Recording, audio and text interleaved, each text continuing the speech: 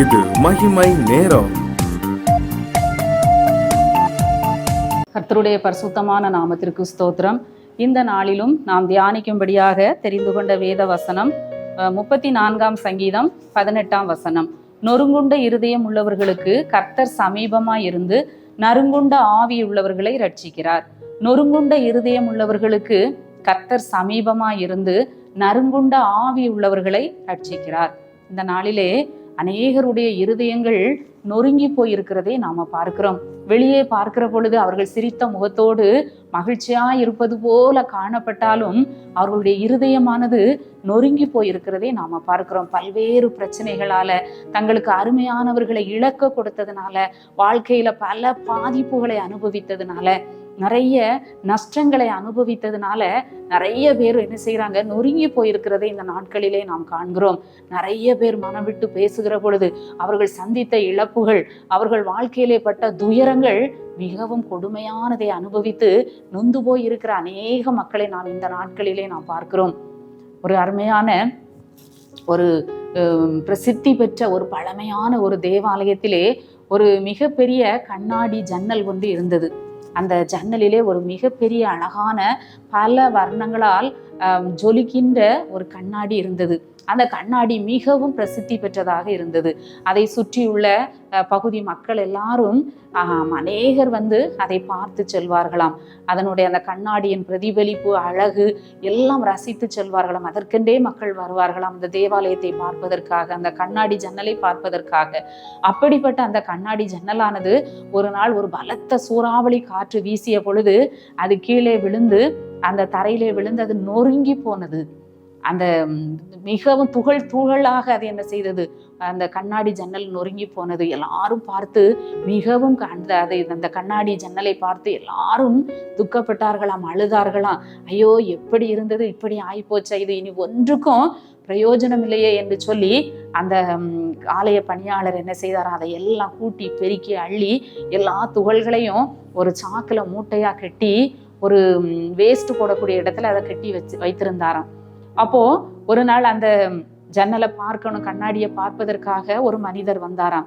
அவர் அந்த பார்த்துட்டு இந்த இடத்துல இருந்த கண்ணாடி எங்கன்னு கேட்ட பொழுது, ஐயா அது நொறுங்கி போய்விட்டது, அதை நாங்க மூட்டையா கட்டி ஒரு இடத்துல வச்சிருக்கோம், அது ஒரு பிரயோஜனமும் இல்லை, இனிமே இதை ஒன்றும் செய்ய முடியாது என்று சொன்ன பொழுது அவர் அதை பார்த்து அந்த கண்ணாடி மூட்டையை அவர் வாங்கி சென்றாராம். இது உங்களுக்கு ஒன்றும் பிரயோஜனம் இல்லை, என்னுடைய கரத்துல கொடுங்க, நான் இதை கொண்டு போறேன்னு சொல்லி அவர் கொண்டு போனாராம்.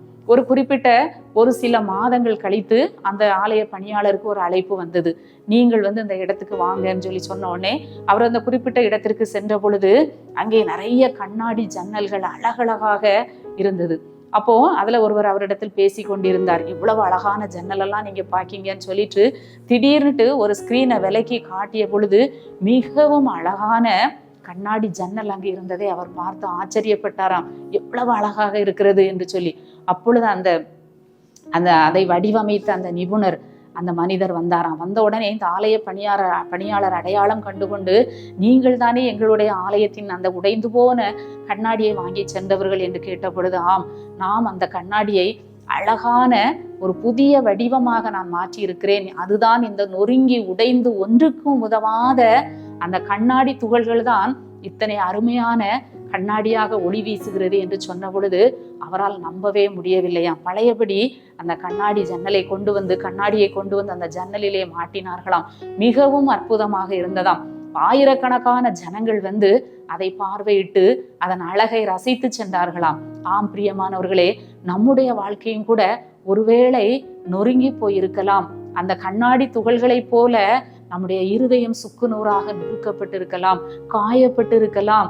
இனி இவ்வளவுதான், இனிமே இது அள்ளி குப்பையில தான் போடணும்னு சொல்லக்கூடிய நிலைமையில இனிமே இது தேராது, இனிமே இவங்க இவ்வளவுதான் சொல்லக்கூடிய வாழ்க்கையாக நம்ம வாழ்க்கை இருக்கலாம். ஆனாலும் அந்த நிபுணர் கரத்துல அந்த கண்ணாடி துகள்கள் கொடுக்கப்பட்ட போது அவர் மீண்டுமாக அதை அழகான கண்ணாடியாக வடிவமைத்தார். நம்முடைய ஆண்டவர் அப்படிப்பட்ட தேவன். சங்கீதத்திலே நாம வாசிக்கிறோம், நொறுங்குண்டதும் நறுங்குண்டதுமான இருதயத்தை நீர் புறக்கணீர் என்று சொல்லி பார்க்கிறோம். தாவீது ராஜாவினுடைய வாழ்க்கையும் நொறுங்கி போனது. பாவத்தின் நிமித்தமாக மிகவும் நொறுங்கி போன அவருடைய வாழ்க்கை நாத்தான் தீர்க்கதரிசி எச்சரித்த போது அவர் இருதயம் நொறுங்குண்டு போனது. அவர் தன்னுடைய பாவத்தை உணர்ந்து ஆண்டவரிடத்திலே அறிக்கை செய்து அந்த 51ஆம் சங்கீதத்திலே நம்ம பார்க்கிறோம், ஆண்டவரே நொறுங்குண்டதும் நறுங்குண்டதுமான இருதயத்தை நீர் புறக்கணியீர் என்று சொல்லி அவர் அந்த சங்கீதத்திலே அவர் சொல்லியிருக்கிற வசனத்திலே நாம பார்க்கிறோம். நம்முடைய வாழ்க்கையிலும் கூட நொறுங்கி போய் இருக்கலாம், நறுங்குண்டு போய் இருக்கலாம். ஆண்டவர் அந்த இருதயத்தை, நம்முடைய வாழ்க்கையை அவருடைய கரத்துல ஒப்பு கொடுக்கிற பொழுது அவர் அதை அழகான ஒரு வாழ்க்கையாக ஆண்டவர் மாற்றித்தர வல்லமை உள்ள தேவனாக இருக்கிறார். நம்முடைய ஆண்டவரால் எல்லாம் கூடும். பட்டுப்போன விருட்சத்தை ஆண்டவரால் துளிர்க்க முடியும். உதவாததை ஆண்டவரால் நேர்த்தியாக அவரால் மாற்ற முடியும். ஆண்டவர் சிறப்பாக அவர் மாற்றக்கூடிய தேவன். இன்னும் கூட நம்முடைய ஆண்டவர் தகர்ந்து போன வாழ்க்கையை ஆண்டவர் செப்பனிட்டு தருகிறவர். ஒருவேளை நம்முடைய வாழ்க்கையே, திருமண வாழ்க்கையே தகர்ந்து போய் இருக்கலாம், திருமண வாழ்க்கையே உடைந்து போய் இருக்கலாம். ஆனால் ஆண்டவர் கொடுத்த வாழ்க்கையை அவருடைய கரத்துல நம்ம ஒப்பு கொடுக்கிற பொழுது தகர்ந்து போன பலிபீடத்தை அந்த எலியா செப்பனிட்டது போல நம்முடைய குடும்பம் வாழ்க்கை தகர்ந்து போய் இருக்கலாம், பிரிந்து போய் கிடக்கலாம். ஆண்டவர் அதை செப்பனிட்டு அழகான ஒரு வாழ்க்கையாக ஆண்டவர் மாற்றி தருவார். இன்னும் கூட நம்முடைய ஆண்டவர் கோணலானதை செவ்வையாக்குகிறவர். ஒன்றுமில்லாதவைகளை அவர் பெருக பண்ணுகிற தேவன். இன்னும் கூட செத்து போனவைகளை அவர் உயிரோடு எழுப்புகிற தேவன். செத்து போன கர்ப்பத்தையும் கூட ஆண்டவர் உயிர்ப்பிக்கிற தேவன். அப்படிப்பட்ட தேவனுடைய கரத்திலே நம்ம நொறுங்கி போன இருதயம், நம்முடைய உடைந்து போன வாழ்க்கை, தகர்ந்து போன வாழ்க்கையை ஒப்பு கொடுக்கிற பொழுது ஆண்டவர் அழகாய் மாற்றி தருவார் என்பதிலே சந்தேகம் இல்லை. ஆண்டவருடைய கரத்திலே நம்மை அர்ப்பணித்து ஜெபிப்போம். எங்களை நேசிக்கிற நல்ல ஆண்டவரே, அருமையான காலை வேளைக்காக நன்றி செலுத்துகிறோம். நொறுங்குண்டதும் நறுங்குண்டதுமான இருதயத்தை புறக்கணியாத தேவன் ஆண்டவரே, நொறுங்கி போன இதயத்தோடு இருக்கிற மக்களுடைய இருதயத்தை, காயத்தை கட்டி நீர் குணமாக்குகிற தேவன் ஆண்டவரே. ஒவ்வொருவருடைய இருதயத்தின் அடி காயத்தை கட்டுங்க. கர்த்தர் தம்முடைய ஜனத்தின் முறிவை கட்டி அதன் அடி காயங்களை குணமாக்குகிற தேவன் ஆண்டவரே. உமக்கு நன்றி செலுத்துகிறோம். நன்றியோடு உம்மை துதிக்கிறோம், உம்மை ஸ்தோத்தரிக்கிறோம். நாள் முழுவதும் காத்து வழி நடத்தும் மீட்பர் இயேசு கிறிஸ்துவின் மூலம் ஜெபிக்கிறோம் நல்ல பிதாவே, ஆமென்.